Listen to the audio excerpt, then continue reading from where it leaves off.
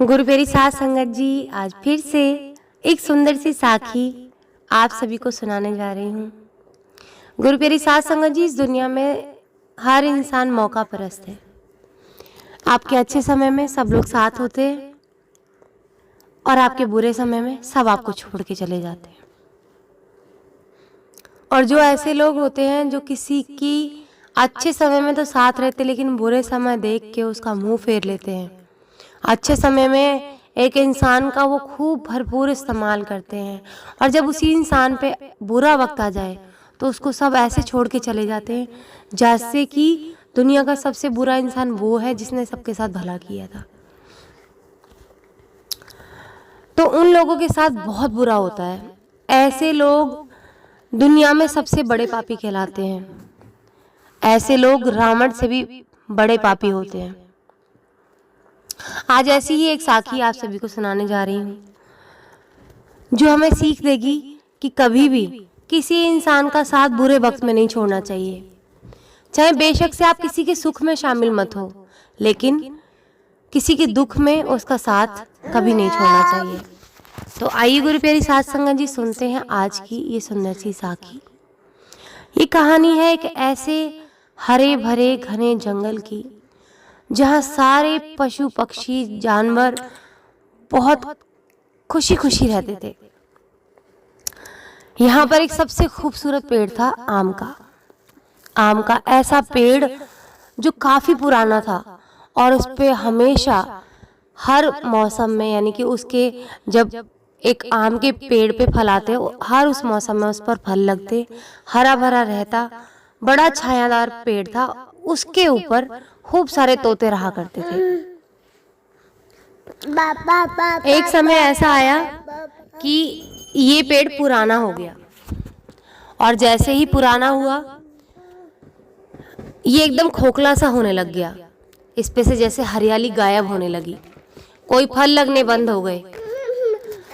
तो गुरु प्यारी साथ संगत जी, सारे के सारे जो पक्षी थे उस पेड़ को छोड़कर वहां से उन्होंने निर्णय लिया कि वो दूर कहीं और किसी पेड़ पर अपना बसेरा करेंगे, क्योंकि वहां आसपास ऐसा कोई और सुंदर पेड़ नहीं था। तो उन सारे पक्षियों ने निर्णय लिया कि वो इसी जंगल में जहां पे भी ऐसा और पेड़ दिखेगा वहां जाकर अपना बसेरा करेंगे। सारे पक्षी जाने को तैयार हो गए, लेकिन एक जो बूढ़ा तोता था जो उस पेड़ की कुटीर में बैठा हुआ था, उसने उन पक्षियों के साथ जाने से मना कर दिया। तो सारे पक्षियों ने बोला कि बाबा आप यहाँ रुककर क्या करेंगे, यहाँ पर तो इस पेड़ पर तो कोई फल भी नहीं है और आप बूढ़े हो चुके हैं। आप खुद ही सोचिए, आप ज्यादा दूर तक उड़कर भी नहीं जा सकते। यहाँ तो हम आपको खुद फल ला कर दे देते थे, इसी पेड़ के फल उठा उठा कर दे देते थे, लेकिन अब आप बूढ़े हो चुके हो, अब आपको हमारे साथ चलना चाहिए। हमने देखा है अब जब से आप बूढ़े होने शुरू हुए हो तब से आप इधर उधर ज्यादा जा नहीं पाते हो, तो आप हमारे साथ चलो, हम आपको वहीं पे ही खाना पीना खिला देंगे। तो उस तोते ने मना कर दिया। उस तोते ने कहा कि नहीं, मैं तुम लोगों के साथ नहीं जाऊंगा। जिस पेड़ ने मुझे इतने साल खाना खिलाया, मेरा पेट भरा, मुझे रहने के लिए आसरा दिया, मुझे बारिश से बचाया, धूप से बचाया, हमेशा मुझे अपनी बाहों में समेट के रखा, मैं उसको छोड़कर कहीं नहीं जाऊंगा। तुम लोगों को जाना है तो जाओ। वो पशु पक्षी बड़े परेशान हो गए कि भाई अब तोते बाबा को यहाँ से कैसे ले जाया जाए। उन्होंने 3-4 बार तो कोशिश की, लेकिन फिर उन्होंने भी यही सोच के मना कर दिया कि अरे ये तो बूढ़ा हो गया है, ये तोता ये पागल हो गया है, अब इसके पीछे हम अपना समय क्यों खराब करें, बस बहुत हो गया जितना करना था, अब हम लोग यहाँ से जाएंगे, इसको जैसे रहना है इसको रहने दो। और ये सोच के वो लोग वहां से उस पेड़ को और उस तोता बाबा को छोड़कर चले जाते हैं दूसरे पेड़ पर। लेकिन ये जो तोता होता है ना, ये बुजुर्ग तोता, ये उस पेड़ का साथ नहीं छोड़ता और वहीं बैठ के भगवान से रोज प्रार्थना करता है, भूखा प्यासा रहता है। उस तोते की इतनी हालत खराब हो जाती है कि वो बिल्कुल मरने की कगार पर पहुंच जाता है। वहीं से एक दिन भगवान शिव और पार्वती गुजर रहे होते हैं। माता पार्वती उस तोते की पुकार सुन लेती है, क्योंकि वो तोता भगवान का नाम ले रहा होता है, जोर जोर से बोल रहा होता है नाम। माता पार्वती का एकदम से ध्यान जाता है और माता पार्वती कहती है, हे भगवान, मुझे इस किसी तोते की यहाँ से आवाज़ आ रही है और वो बड़ा परेशानी में लग रहा है, उसकी जाके मदद करते हैं। भगवान शिव के कहने पर पार्वती माता के साथ भगवान शिव वहाँ पहुँच जाते हैं और पूछते हैं कि तुम यहाँ पर बैठकर जाप किस लिए कर रहे हो, क्या चाहिए तुम्हें। क्योंकि पार्वती माँ इतनी दुखी हो जाती है उसकी करुणा भरी आवाज़ से, वो सोचती हैं जैसे कोई बच्चा अपनी माँ को पुकारता है, वैसे ही वही ममता उनके मन में जाग जाती है। तो पार्वती माँ पहले ही शिव भगवान से कह देती हैं कि जो भी ये तोता मांगे इसको दे देना। तो गुरु प्यारी साध संगत जी, जब शिव भगवान तोते से पूछ रहे होते हैं कि तुम मेरा जाप किस लिए कर रहे हो, क्या हो गया है, और यहाँ इस सूखे पेड़ पर तुम कर क्या रहे हो, तुम तो किसी अच्छे पेड़ पर भी जा सकते हो। हम यहाँ पर टहल रहे थे, विचरण कर रहे थे, तो हमने देखा यहाँ पर तो बहुत और भी हरे भरे पेड़ हैं, तुम वहाँ पर जाकर क्यों नहीं रह लेते हो, यहाँ क्यों ऐसी दशा में रह रहे हो, तुम्हारे शरीर की इतनी बुरी हालत हो रही है, यहाँ पे कितने खूबसूरत पेड़ हैं, इतने अच्छे अच्छे फल लगते हैं, उन्हें खा के तुम तंदुरुस्त हो सकते हो, ऐसी ऐसी जर्जर हालत तुमने अपनी बना ली, ये किस लिए बना के रखी है। तो इस पर बूढ़ा तोता कहता है कि भगवान, मुझे मेरे माँ बाप की तरह इस पेड़ ने पाला है, अब जब इसको बुढ़ापा आ गया है तो मैं इसको छोड़कर कैसे चले जाऊं, मैं इसको छोड़कर नहीं जा सकता, चाहे मेरे प्राण क्यों ना चले जाएं, चाहे मुझे अब खाने को कुछ नसीब हो चाहे ना हो, लेकिन मैं इसे छोड़कर नहीं जाऊंगा जिसने मुझे पाल पोस के बड़ा किया। आज मैं इसको छोड़कर जा रहा हूँ, बुढ़ापे में कोई और भी मुझे छोड़कर चला जाएगा।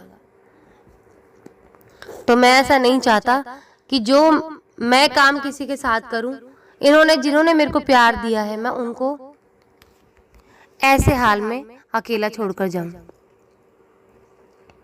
क्योंकि जो इंसान किसी का बुरे वक्त में ना हो सका, वो इंसान कभी किसी इंसान का किसी भी समय में नहीं हो सकता।